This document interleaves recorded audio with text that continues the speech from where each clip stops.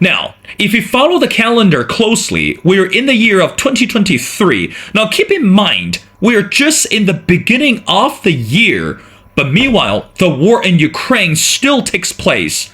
At this moment, I think few of us that we're more interested in knowing the question, or maybe answer the question, should the world be ready for the failure of Russia or Vladimir Putin? And also at this moment, how come the war still continues, and even though that no one talks about it, or at least it's not among the hot topics among the mainstream medias? However, in this episode, we need to talk about the impact going on today regarding the war in Ukraine, and also how we're supposed to understand this strategy, or should we say, this military collapse behind Vladimir Putin. But meanwhile, in this month, it's rather crucial for the country of China. Not only the whole nation celebrates the Chinese New Year, but get this, China today might not be as popular as we think, because some of the parts of the world are making this general noises, and especially related to political noises, that using China as this political target and trying to bring China down instead of lifting it up. Well, ladies and gentlemen, I can't find a better guest, or should I say even a much more perfect guest than the speaker, which is called Tom Lord. Now, if you're familiar with our show, then you know Tom. Tom Lord is a researcher who studies political violence and a co-founder of MilitantWire.com. His work primarily focuses on left versus right violence in Europe, violent protests, and urban guerrilla groups. Now, without further ado, brother, welcome back to The Missing Piece, and happy 2023. Good morning, Will.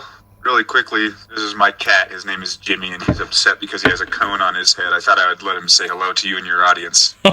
Good morning to you, Will, and a happy 2023, sir. Well, Tom, let's bring back some of the news that took place in the year of 2022. That the whole world was watching that Vladimir Zelensky, again, the president of Ukraine, was invited to the U.S. And again, he gave this profound speech in front of the Congress. And of course, the whole world, and should I say, the entire world, to pay attention to the speech, as arousing this speech sounded. But meanwhile, that people are still saying that Ukraine and both nations, Ukraine and Russia, are equally draining out the resources at this moment, because it's been so long, and again, it's been very tiring for the people on both sides. But at this moment, how much do you think the U.S. should continue to send military weapons and resources, especially financial packages, to Ukraine? Meanwhile, domestically speaking, the debt ceiling has been the center of the whole topic these days. Yeah. So how do you think the U.S. is supposed to show the attitude? Is it time for U.S. to step aside when it comes to the war, or you think that U.S. or any other countries in Europe or the whole world need to continue to shoulder the responsibilities with Ukraine in order to win the war over Russia? What's your take, brother? Well, I'm very cowardly, not going to provide my personal opinion, but I will frame for your audience the two schools of thought here in the United States. So, on the right, in the U.S., conservative and right-wing Americans are very upset about us depleting our military stockpiles and sending as many arms as we are over to the Ukraine. And I can give some specific examples. Like I remember, like Raytheon, at the very beginning of this war, who's a military defense contractor, mainly works in aerospace and advanced ballistics and missiles and things like that. Raytheon was telling the Department of Defense as early as the spring of 2022 that the United States military has, for instance, run out of our stockpiles of Stinger missiles. The Stinger missile is a man-portable anti-air defense system, or a man-pads. They go back to the Cold War, but they're a shoulder-fired missile that can lock on and track fixed-wing and rotary aircraft. We've sent so many over to Ukraine that our stockpiles are basically depleted. And when the Department of Defense asked Raytheon how difficult it is to begin manufacturing Stinger missiles again, Raytheon said that they would have to bring people out of retirement. Like, it's been 30 years since we've produced these things, and they are not on the production line anymore. So, accompanying that, conservative Americans would say, just as you mentioned, Will, yeah, we are now, we're renegotiating the debt ceiling. There doesn't seem to be a ceiling on the American debt. We just keep printing more and more money.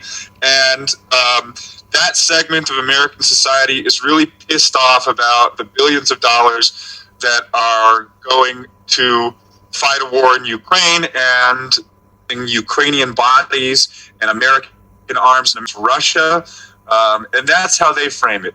On the other side, a large segment of American population makes a strong moral argument that is very much encoded in, especially post-20th century, like post-Wilsonian American DNA, which is a sovereign nation was attacked and invaded and is being subject to violence and atrocity, and we can't let this stand. This is our moral job, and we hold the sword and the shield to come in and defend this nation and defend democracy. Now, neither of those are entirely accurate as they reflect geopolitics. I think you and I could probably, the two of us, take a more nuanced and sophisticated view on how the transatlantic alliance, otherwise known as NATO, has really overextended itself quite literally, as well as in terms of policy, and how that was inevitably going to affect Russia. And then again, I think I just recently quoted, like, the lad is in my mind because he was on the Joe Rogan show and he spoke, we won't speak about my opinions of Stratfor, but he said a couple of interesting things, or many interesting things. And one of the things he said about a Russian war is that you're never going to rob Russia from its buffer zone unless you're prepared for a very serious fight. Russia is a declining power demographically as well as in all other respects outside of its nuclear arsenal. And the Russian elite is determined to die on its own terms, and its own terms involving having Ukraine as a part of their sphere of influence. So I think there's a lot to be said for that. I don't know. In terms of American appetite for continuing to send guns and money over to Ukraine, we'll see. There's now a slim majority Republican-controlled Congress. They don't seem to be, at least the right of the right does not seem to be terribly enthusiastic about continuing this war in the fashion that we have. And you are hearing more talk in the United States about what a peace process would look like. So I don't know. We'll see. Well, I think, brother, I agree with you, because right now, just as how we perceive the war initially, or at the first place, that nobody could understand or even to comprehend this political or this economic intention behind Vladimir Putin. But right now, at this moment, look at where we are today.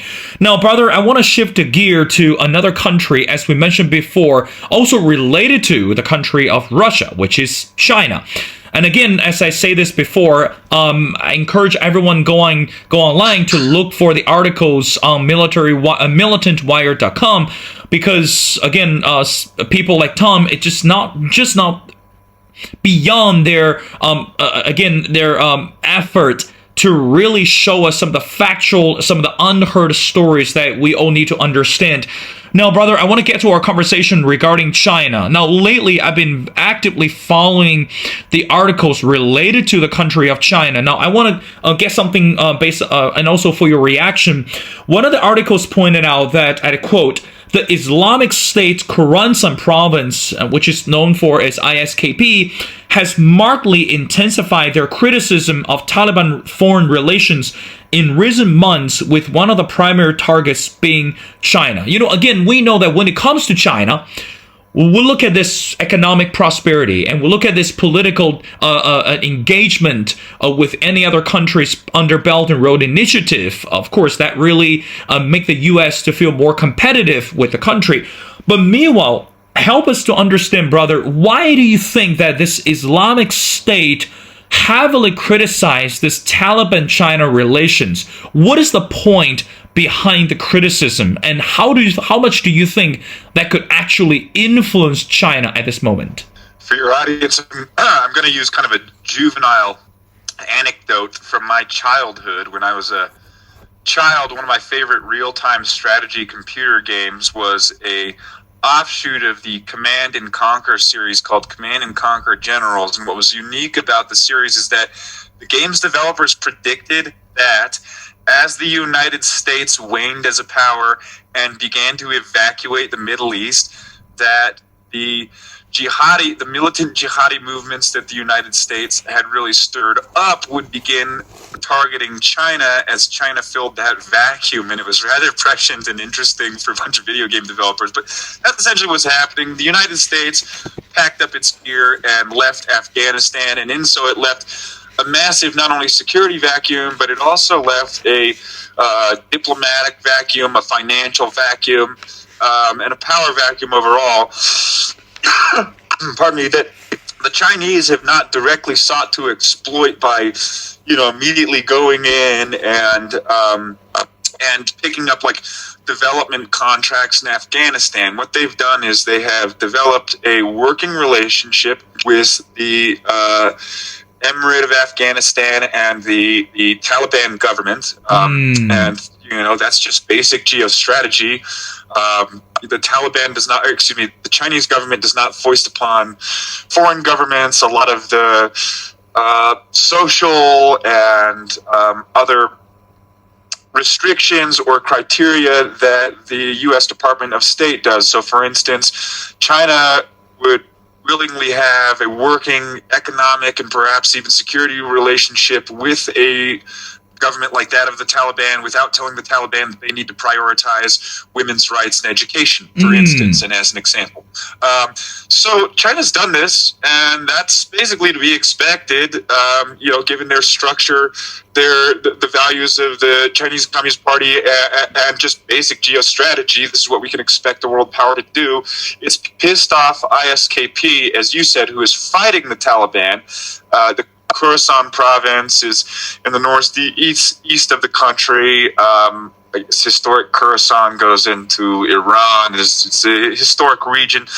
But the Islamic State, for reasons that I can't speak on with any personal expertise, this is a conversation for my colleague Lucas Weber, but they found great purchase there, and they have really turned their focus to China as China has entered the vacuum. Now, pending to that, there was already anti-China sentiment in that part of Central Asia. So in neighboring Pakistan, you have the province of Baluchistan, and you have Baluch militants who not only resist their own government, but are also very resentful towards China because of various resource extraction projects they have in the province. And, in the case of like a Baluch militant in Pakistan, they would say that they're targeting China, not out of any particular prejudice against the Chinese or even the Communist Party, but because they would be doing the same thing, whether the British or the Americans or the Russians or the Chinese, whomever. They resent the fact that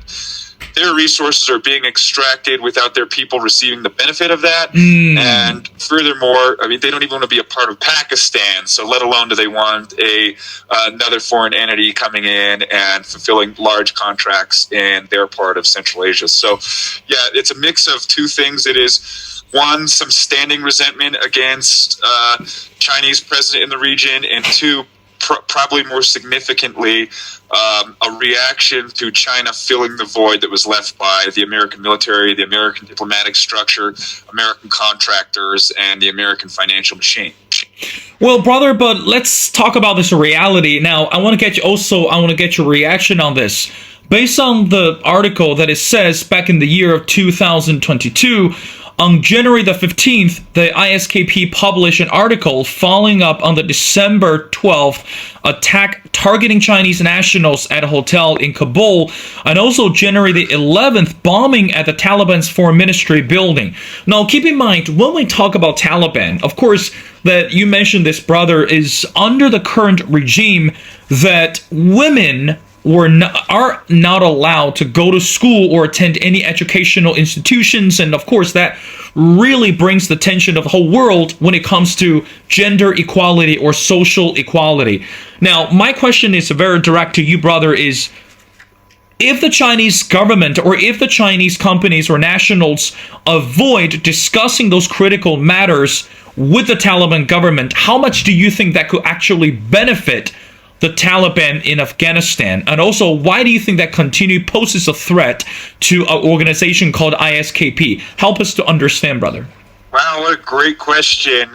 I think for the Taliban, it's a matter of trade-offs rather than solutions. So the Taliban, by restricting their own population, whether it's that of women's rights or whether they are even being repressive towards young working age men or whomever, Afghanistan is facing brain drain. They're facing youth drain. There are very few economic opportunities, very few educational opportunities. As the Taliban continues to squeeze young Afghan society, and it is a youthful society with a large young population, as it continues to squeeze young Afghan society, as it continues to neglect that segment of society, if it doesn't provide opportunities, if it doesn't provide some sort of pathway towards a modern future, which Afghans have been able to access, through the internet and through globalization and through exposure to other people in other countries. If they don't provide that, then they're going to have a problem, not just like, a logistical and a productivity problem. Society is going to continue to flee. Young Afghanistan, to the extent that they're able, are going to continue to flee the country.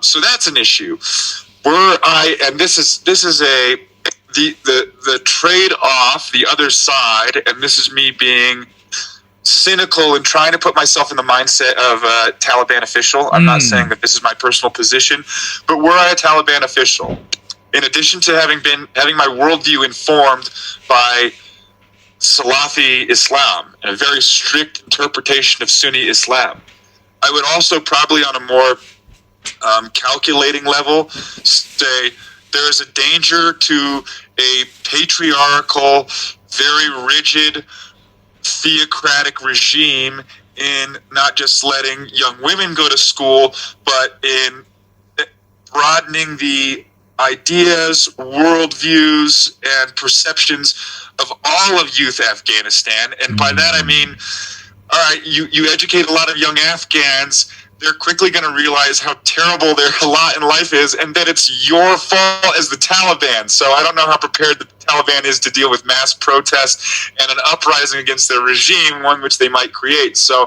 they are probably walking the delicate line of trying to appease broader society to some extent. I don't know how interested they are in that, but that is a part of governance. And so they're going to run up against that without letting go of too much of control of society. And it's going to be really interesting to see how Taliban 2.0 navigates that. Right now, it looks like they are driving their youth population directly into the hands of Europe or, wherever else one can find opportunity. So I don't know. I think that's the game they're playing. Well, brother, I know you are very busy. Now, stay with me. I got two more questions before letting you go. Please. Now, we know that in the country of Afghanistan that, initially when the U.S. or under Joe Biden decided to pull off the troops, but, one thing I have to say that, I think Jimmy agreed with me on this point is Afghanistan is very rich in a lot of natural resources, and I think this is one of the your co-editor, which is called Lucas Weber, mentioned this as well. It says that within the country, that when we look at natural resources such as lithium, gold, and copper, worth $1 trillion or more, of course, this is such good, or should I say a grand opportunity for a country of such as China to hold on to this opportunity and truly invest. It's not just politically, but also we're looking at this in this energy perspective.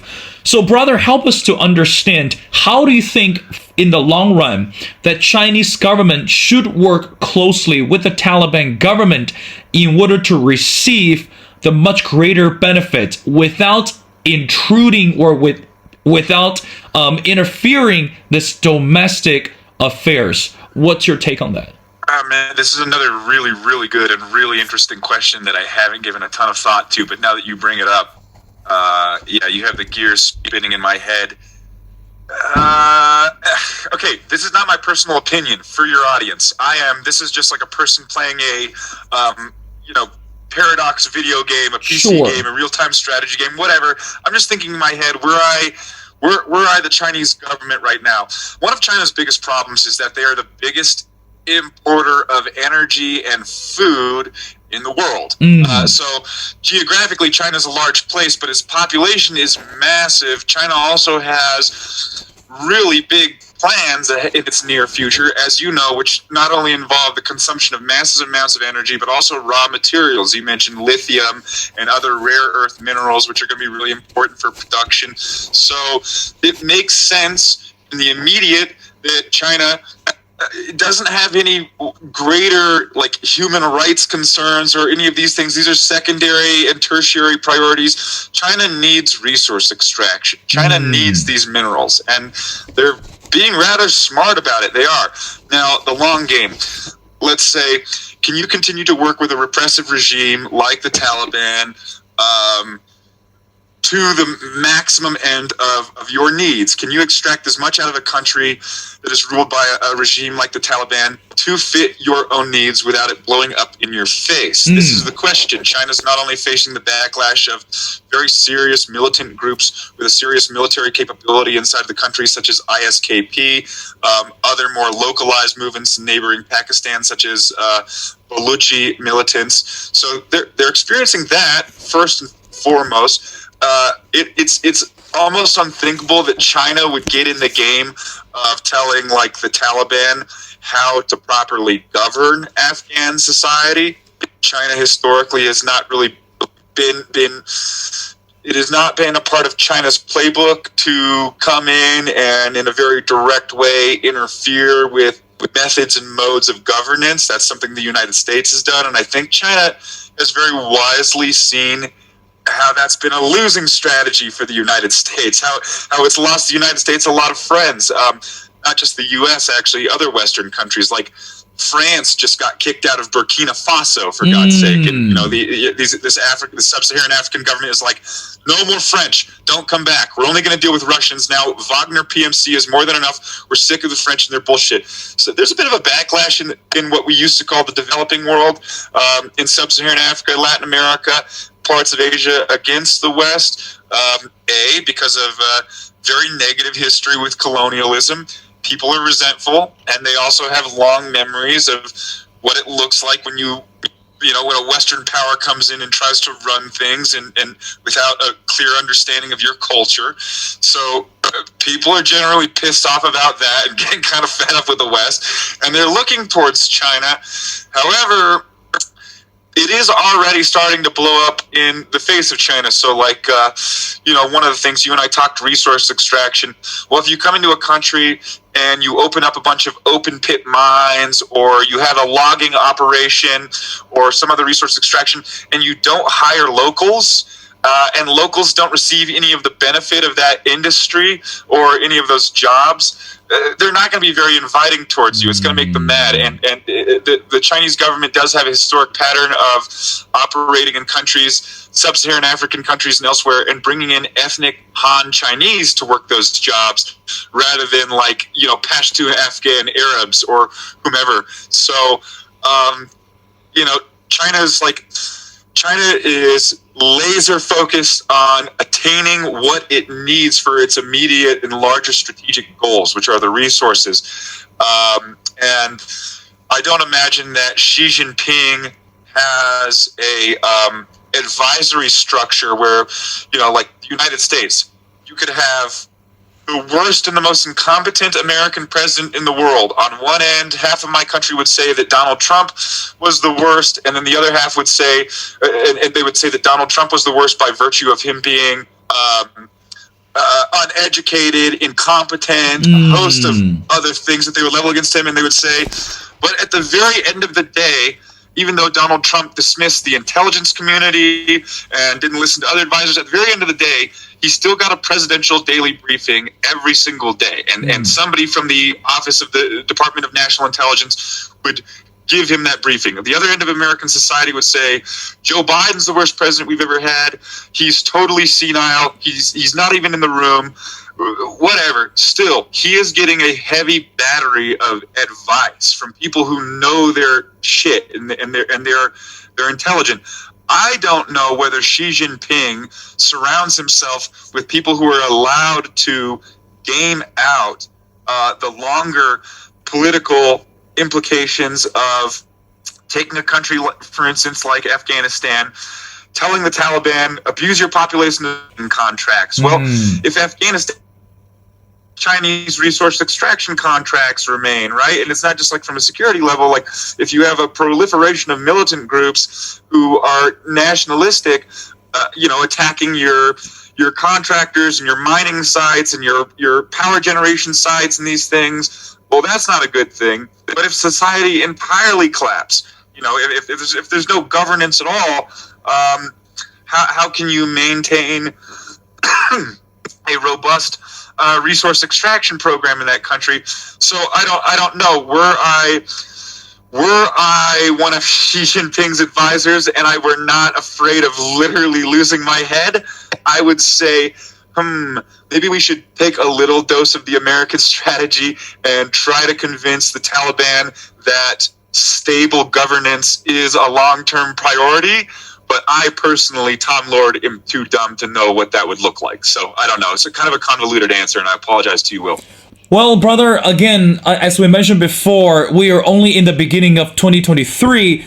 Regardless, if we're looking at the war in Ukraine and looking at this relationship between China and also Taliban, of course that, even though in the whole midst of the whole chaos in the U.S., but this is only the beginning of the year, and we still have the rest of the 11 months to follow, and things can change overnight, and things can change as we're speaking right now. But again, I strongly encourage everyone to go online and especially go to militantwire.com and look for this amazing folks their work. And again, if I may, I'd love to introduce Tom again. Again, everyone, Tom Lord. It's a researcher who studied political violence, and he's a co-founder of militantwire.com. His work primarily focuses on left versus right violence in Europe and violent protests and urban guerrilla groups. Brother, it's always been a pleasure speaking to you, and thank you so much for taking your time to be on the show. I really enjoyed our conversation, and more blessings to you and to your folks, and we love to have you back on the show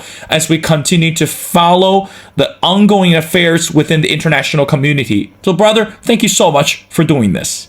Hey Will, this is my favorite show to come on. I always have a lot of fun. I wish you and your audience a happy Lunar New Year and a happy 2023.